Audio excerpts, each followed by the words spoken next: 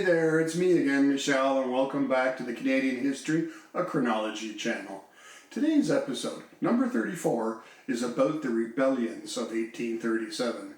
And yes, that's rebellions with an S, so this will be part 1 of this new series. Now, before starting, let's take a quick moment to review what we saw in the last episode. And as a reminder, that episode was about the War of 1812 in Lower Canada. We saw that the Americans attacked Montreal from two sides, from the south via the Chateauguay River and from the west via the Great Lakes.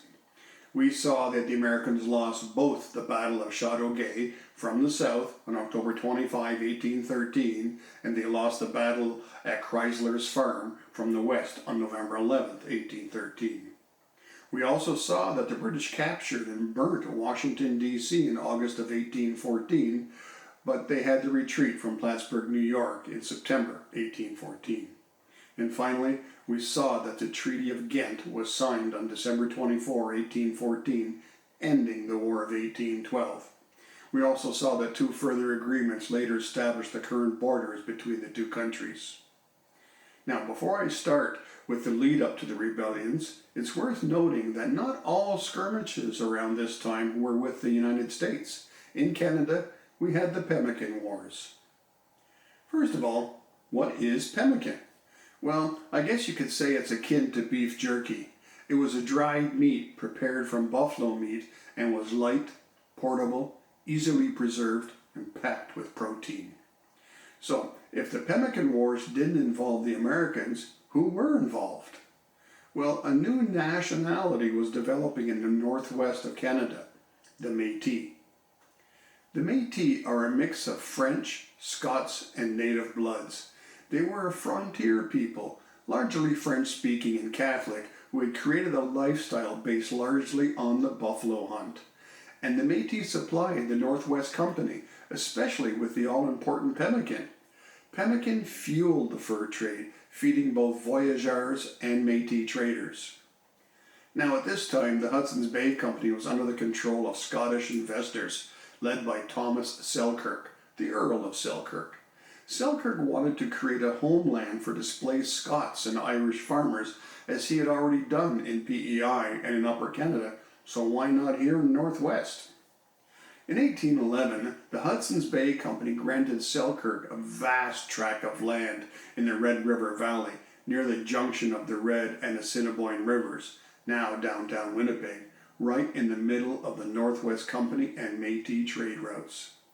This move really upset the Northwest Company, and to top it off, the Selkirk settlers threatened to place an embargo on pemmican supplies.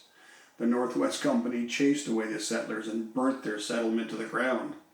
Lord Selkirk countered and rebuilt the settlement with the help of a Hudson's Bay Company armed force.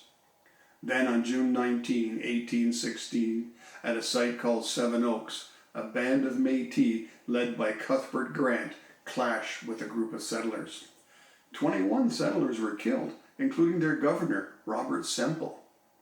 Seven Oaks was a defining moment in Métis history and marked the start of a violent campaign between the Hudson's Bay Company and the Northwest Company, one that came to be called the Pemmican Wars.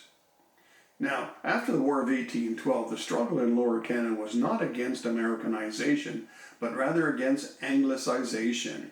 Many Irish and English immigrants were arriving, and the French Canadians were afraid of being slowly assimilated, of losing their culture, their religion, and their language. The Pemmican Wars that began in 1816 had devastated the fur trade.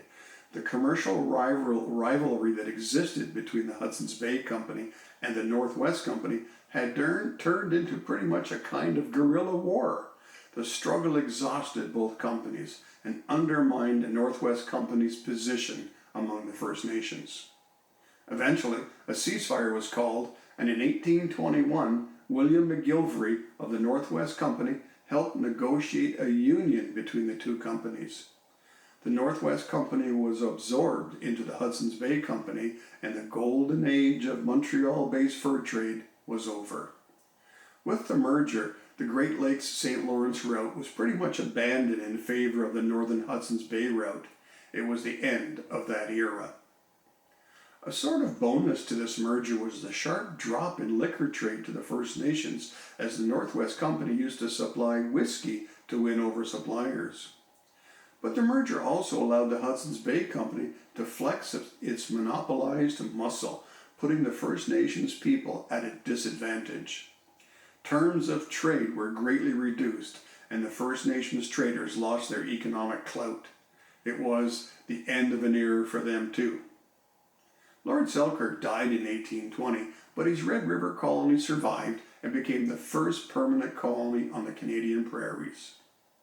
And now, with the frontier at peace with the Northwest Company and Hudson's Bay Company merger, and the Americans' repulse at the end of the War of 1812, the next challenge to Canadian stability would not come from the outside, but from the inside. Okay, with the Pemmican Wars over, let's get on with the lead up to the rebellions of 1837. The 1830s actually saw two internal rebellions in British North America. In Lower Canada, the rebellion was led by the French aristocrat Louis-Joseph Papineau, and in Upper Canada by English newspaperman William Lloyd Mackenzie. For both, their base reasons were similar: a colonial administration that was vastly out of touch with its subjects. But there were very important underlying differences. In Upper Canada, the rebellion was more ideological and political. In Lower Canada, it was the same, but with the added complexity of race and language. A major issue was that the Constitutional Act of 1791 had created conflict. In Lower Canada especially, it created an elected assembly of mainly French Canadians under the control of an appointed council made up mainly of Anglo merchants. And as both new laws and government spending had to be approved by both levels, the assembly could block whatever the government wanted to accomplish. So both groups were often head-to-head on issues in a system that encouraged blackmail and power plays. At the same time, vast numbers of English-speaking immigrants poured into the colonies, basically separated along two class lines. There were the low-income immigrants escaping economic hardships, and the upper-middle-class immigrants seeking fortune.